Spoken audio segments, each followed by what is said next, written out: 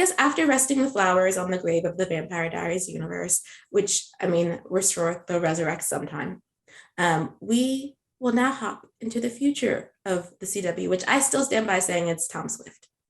After watching episode 3, 9 Inches of Danger, I feel even more secure in that, despite what the viewership says. I mean, is it low for not by CW standards? That's the thing that like everyone's like, oh, the ratings are low. I'm just like, no, it's mid for CW. It's fine. We're fine. Mhm.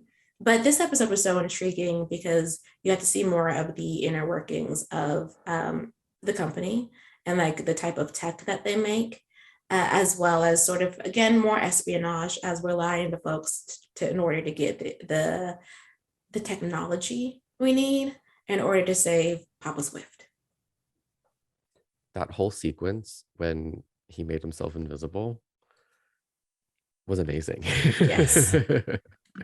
Like, I don't know how he did it, why it happened, but he was standing in front of that man that had a monocle, Yes. like a whole eye open, and he was like, couldn't be detected. I was like, this is amazing. I have no notes. I don't understand it, but I love it.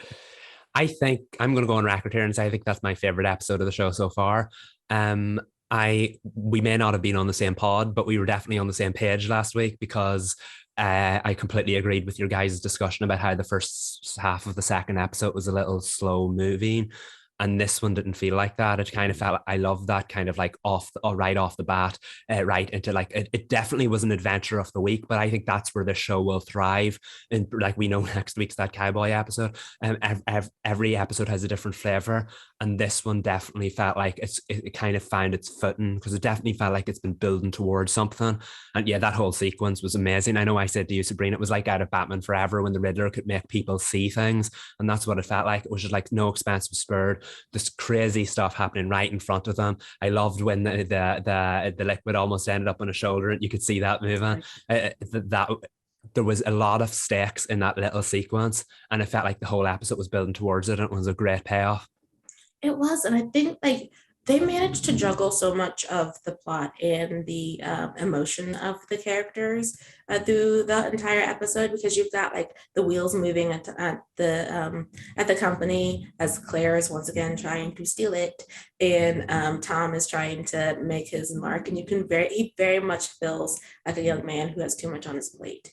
But refuses to ask for the help he desperately needs. And so things just keep falling to the wayside. And that's a very young adult feeling. Not that like older people don't, of course, struggle with juggling, but like the idea that it's not all about him. Like he's still trying to get that part. And so he wants to be there for his mom. He wants to be there for the company. He wants to save Barclay, his best friend, who he created when he was 8. And he can't sort of tell the truth a lot of the time. I mean, in his mom's case, he can't tell Lorraine her husband is stuck in the orbit of Saturn. Like, how do you tell your mom that her husband is just floating in space and he might not come back? But like, though it is, I understand that it's very heartbreaking to leave her in grief. But I think it's a good decision not to tell her just yet. Yeah, it definitely increases the stakes, I think, a little bit because she's quite hard on him, even though she definitely loves him. So that relationship is one of the richest on the show. And I think adding that kind of like layer to it, like he was very close to being honest in the most recent episode. And then you saw that flashback about why he couldn't be. It's very easy to get invested in the relationship in spite of how hard she is on him. And I think that just adds to the richness overall.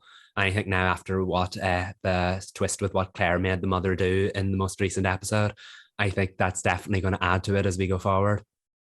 I just want to know, is anyone going to ask questions? Because Lorraine doesn't seem like a woman who would be like, yes, I want you to oversee everything that my son is doing at the company. So like, I feel like Tom should question that. Though I wonder if like his friends would be like, well, you've kind of just been spending, though. Perhaps she just wants to tie up the strings of the purse, like, and not let you be in control. I don't know. But Claire intrigues me. And she intrigues me because like she's a person who spent so much of her life at one company and therefore thinks she is entitled to lead it, and just has not like gotten on the train to know that, girl, it's never going to happen. And you having to manipulate it to make it happen is not the motion at all. I also really like, not to change the subject or pivot, but the writing in this particular episode. There's like so many like innuendos and like tongue-in-cheek moments.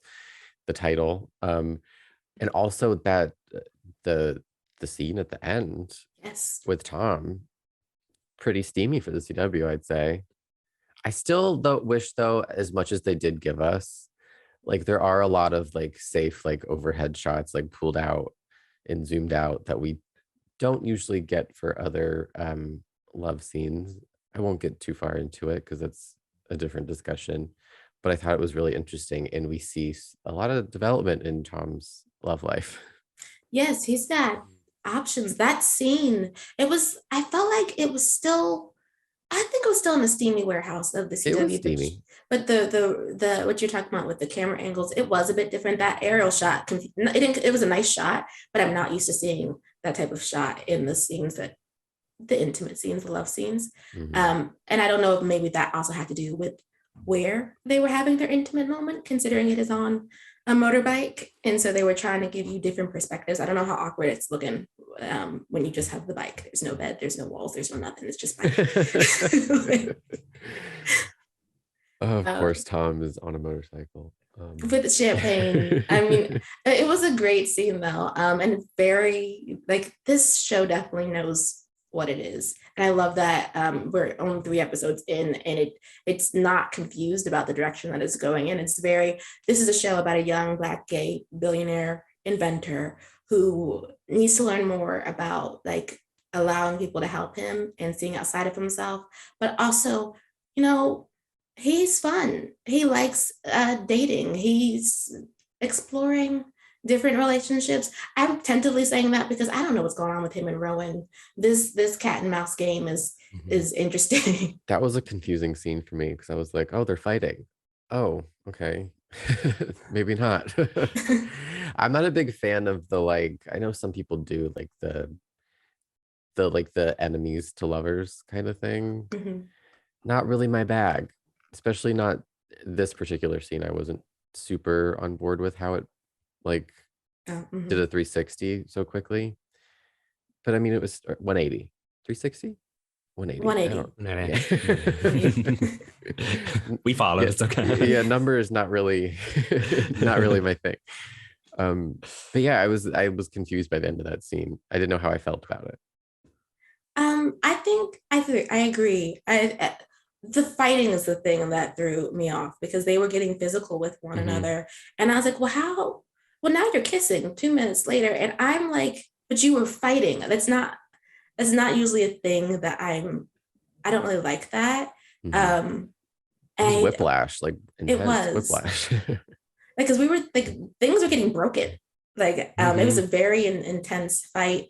I did though like the twist at the end that it wasn't just that Rowan was playing Tom was playing Rowan, and he needed his DNA, hence why the kiss had to happen.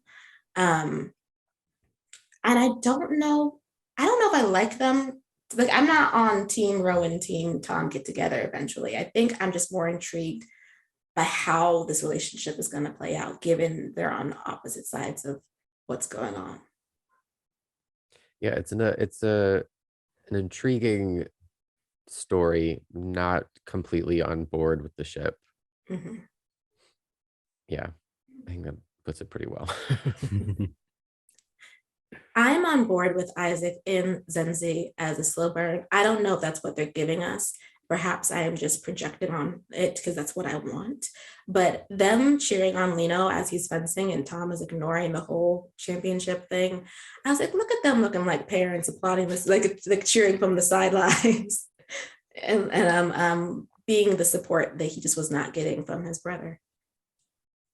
That's one of my favorite dynamics on the show. And I feel like this show is so like intentionally ambiguous in terms of where the romantic stories can go.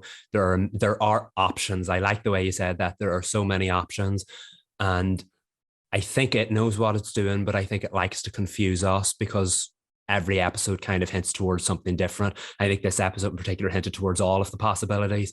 So it'll be interesting to see where they go. But I do like the hooks, even if I'm not on board with every outcome, every potential relationship. I do think they're doing a good job with teasing us with all of them. And they're letting the chemistry build naturally. Like they're testing all of the different pairings to see which actors get on and maybe what the fans connect with. I think that's really smart because sometimes they put two characters together because that's their vision. They're like, oh, we want these characters to be together. And then we see it and it's like, the spark's not sparking. So I do like that they're exploring the different pairs. That's true. So by like the end of, I don't know if by the end of Tom Swift season one, whether or not we'll have an understanding of which romances are likely to go forward and be serious, at least for an entire season. But I do like that they're exploring the different dynamics. And even if they're not romantic, the different relationships are interesting. Like Isaac being in Leno's corner. And clearly, I guess we're going to be figuring out through him what exactly is going on with this young man being able to see the electricity in other people's bodies, which allows him to read what's going to happen next. That was an unexpected turn. I knew it was hitting towards something, but that's slightly more maybe in the supernatural territory. I know they'll have a technological explanation for it, but that caught me off guard. I like that. I don't know what to expect from that going forward, but I guess that's kind of the show in a nutshell, isn't it? True. And since you said supernatural, that just makes me feel like you could segue into Nancy Drew, like episode eventually. Like that would have, if it's connected to Leno and there's a technological explanation, but also a little bit of the supernatural in there. That's how you get Team Nancy on Tom Swift for a cute little crossover. I feel like that has to be inevitable. It has to be part of the end game.